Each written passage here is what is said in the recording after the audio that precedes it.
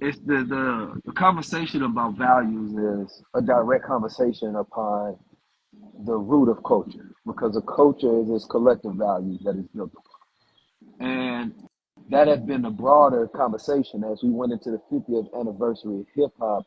It was a realization that hip hop has lost all its values. And within that, right, you realize that that being the mainstay of the culture's most influential assets, then black people in America have also lost their values, right? And this election being a reflection of that, right? Because you have one candidate who lied about their values. Maybe both of them lied, to be honest. But one believes that on one side, people believe that one candidate is more transparent, at least that they could believe that either they're being. Hold on, let me check these headphones out. it's it's interesting That's a the lot better. juxtaposition between Kamala and Donald Trump, right? Because with Donald Trump, people believe that he's the devil that he say he is, right? And people believe that Kamala was faking values for a vote, right? So what we seen was that the Democrats have went so fucking left, right? So far left, because we always talk about radical right. We never talk about radical left. Mm. And we seen black women go along with the radical left. And we seen the black bourgeoisie and the boule go along with the radical left, which was more so them sacrificing their values. Because when a person's saying sacrificing your soul, that's what we're saying. We're saying you sacrificing your values and your ethics for something else that's not worth the same amount, right? And it's that imbalance that puts you in hell. So Black America has been in hell because we sacrificed our values of family, which Mm. family goes directly to our relationship with black men and women.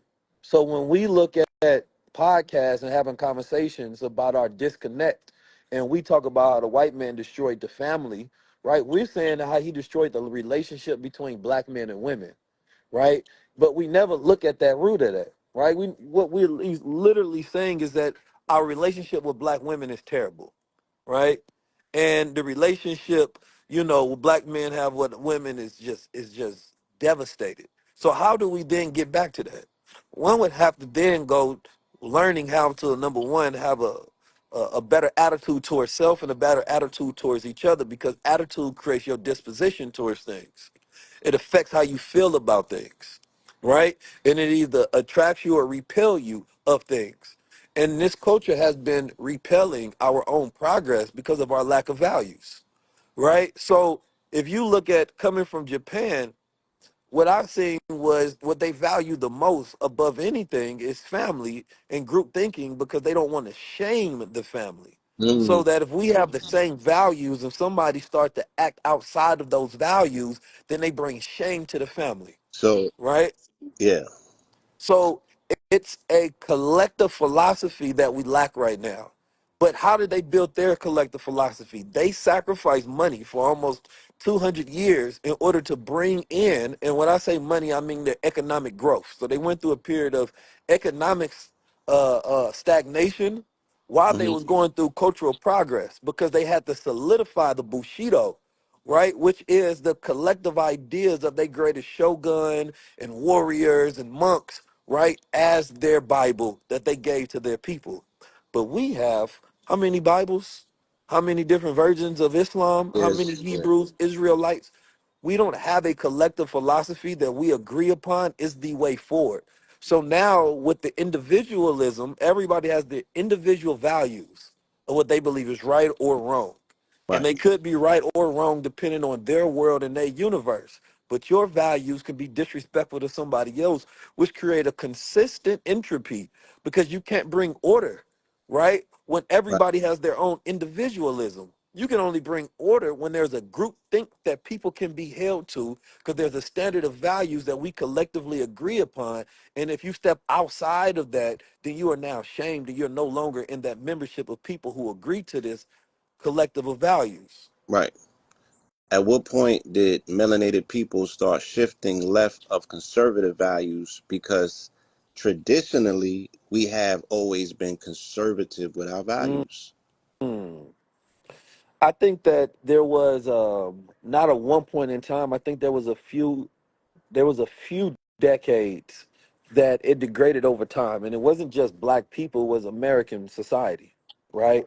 American society. This election was wholly about what is America anymore, right? Because the Mhm. American dream and patriotism was at an all-time low because people didn't know what the flag represented anymore, right? So at the first degree of just saying, "Hey, I'm a man and you a woman," that shouldn't be political. That should be easy. But it was so radical, and radical mean to the root. So when you saying there's a radical left, they mean they went to the root of self-identity and destroyed that, right? To where just a man believing he's a man is now a radical idea, right? So within that, the fabric of America, built upon so-called Masonic, of course, but also Christian values as an idea, had been completely destroyed away. So not only as America as a whole lost its value system, and one can say that comes from propaganda of outside influence and inside influence, right? So if you look at Yuri, what's his name, Yuri Begershoff, he was the Russian defect, and he gave the breakdown on how you demoralize a society, and he said it take 2 generations to do that, Mhm. right? It takes 2 generations for a consistent demoralization through media, through over sexualization, right? And they say America could never have balance because it allows outside influence, Mm. right? Easily to come in and to give ideas to the people. The Japanese, they had a whole program. You can't just come in the economy and sell something. You can't bring an idea over there. No, you get Right. shunned the fuck out. You know what I'm saying? Like they done with you. So that was Hold the on, hold on. biggest thing is that Black Smart guy, I America never, got you, bro. I got you, smart. Let the brother.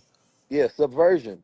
But you can't Yes. subvert a people that won't allow you to come in and influence them. But Black America has been subverted by every group because we became interconnected. We had so-called allies, you know what I mean? And now look at where we at. We on the island of our own, realizing that everybody fucking used us. But if you was a study of history before civil rights, you would have realized that we been knew that. That even when we was working with the Japanese in World War II, but they was focused on imperialism. They didn't really care about ending colonialism or white supremacy for Black America. They was focused on Pan-Asianism. You know what I mean? And they wanted power, and they just seen the rise of white America as a threat to their power. You know what I'm saying? Right. But we took our eyes off the real focus. We started focusing on civil rights, right? Thinking that that was going to be our integration in this country to be seen as equal or whole, demonstrated citizens in this country. It was never going to happen. The moment we took our mind off the fight of being white supremacy and building our own, we lost. You said took our mind off of white supremacy We and stopped looking at white supremacy as the ultimate enemy.